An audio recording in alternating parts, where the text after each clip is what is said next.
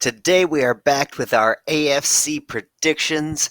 Very excited to be able to bring these to you and do a little bit of a recap on these at the end of the year and see how close we are to being absolutely correct.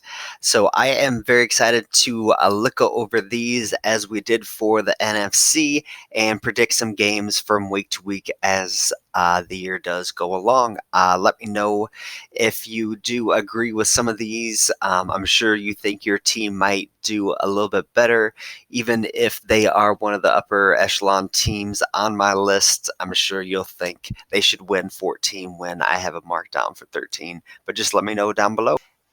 Getting things kicked off in the AFC East, just wanted to look at last year for a little bit of context, how teams did finish up last year to have you better understand what my thinking is and how they will finish up next year. So for the AFC East, I do believe the Dolphins will be coming in last.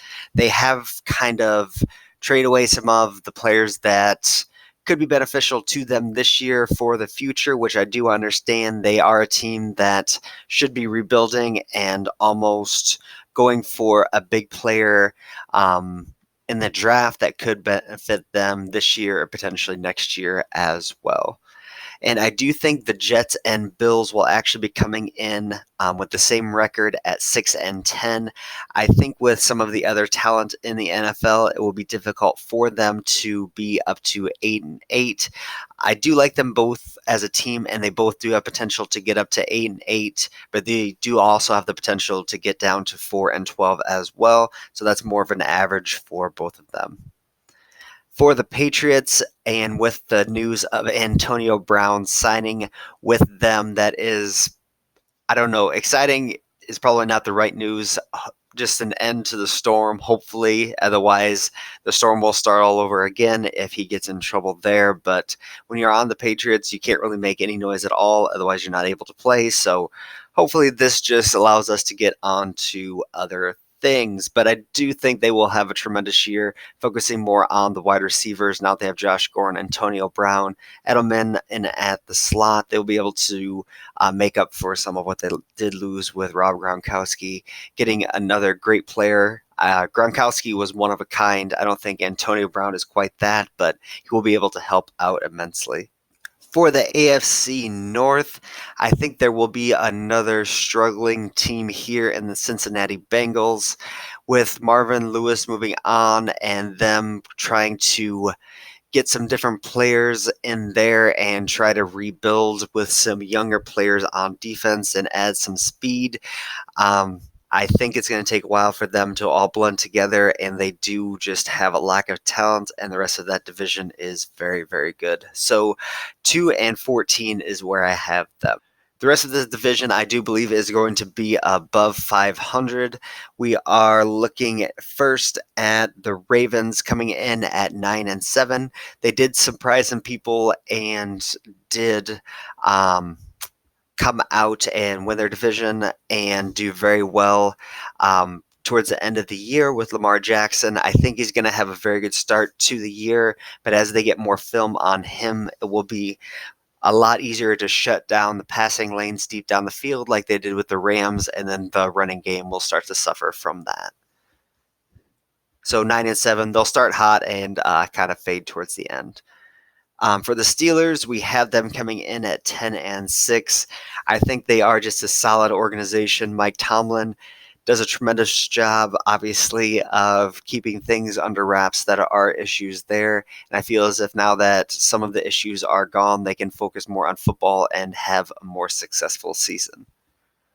And I don't know if I'm just buying in a little bit too hard, but with the success of the Browns last year and the additions they did make, they have the opportunity to be sort of a dream team type situation and kind of run through some teams and do very well.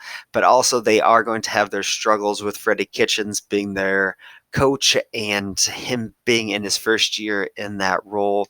Baker is still a first-year quarterback, so he can't mitigate some of those issues. So 11-5, I think with that talent, is probably where they're going to end up. I feel as if they're one of those teams that'll actually get stronger as the year goes on and they figure out each other a little bit more. For the AFC South, I think this division is kind of in a quandary as they don't have a lot of great teams here, but they have some spots that get you really excited about their team. The thing that got you really excited about the Colts was Andrew Luck and his ability to elevate everyone around him.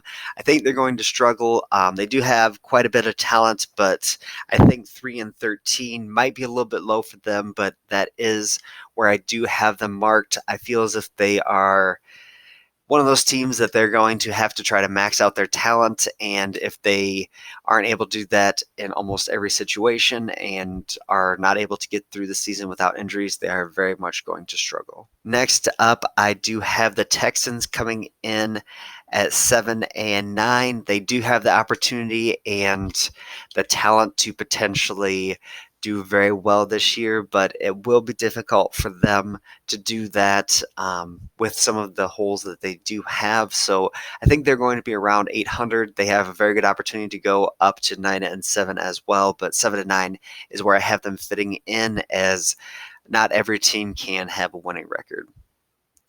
At the Jaguars and Titans coming in at 8-8 each, I think they're both going to have very bright spots during the season, but also those low points. Nick Foles is going to be able to play very well, but there's Nick Foles and Mariota kind of define their teams as well. They have the opportunity to go out and do very well, but they're just going to make some mistakes. So 8-8 just seems like a good path for them. I believe Vrabel, the coach for the Titans, has the opportunity to build on the success that they did have last year and do very well. But I think this division is going to take a step backwards, and Jacksonville's defense is going to help them step up a little bit to that 8-8 mark. The last division that we do have to look at is the AFC West. With the departure of Antonio Brown, I really do not believe that the Raiders have any opportunity to succeed this year and really build upon anything that they had last year. They do have a lot of new players and they are looking long term. So I feel as if they have the building blocks to continue to succeed, but it will just take another year to have some of that come to fruition. For the Broncos, I have them coming in at 8-8. If Flacco can gain some of that luster that he used to have, I believe they can get back in the playoffs as a wild card. I do not believe they will be able to win this division. I love watching the Broncos. They're probably my favorite team from year to year in the AFC. So very excited to see what they can do. And hopefully the defense can win them enough games to get them to the playoffs this year. For the Chiefs and the Chargers, I have them as two of the top teams in the AFC competing with the Patriots. It feels as if some of the other teams have some blemishes that they still need to sort out. These are some of the teams that have kind of worked through some of those. I think Andy Reid is going to be able to do a tremendous job.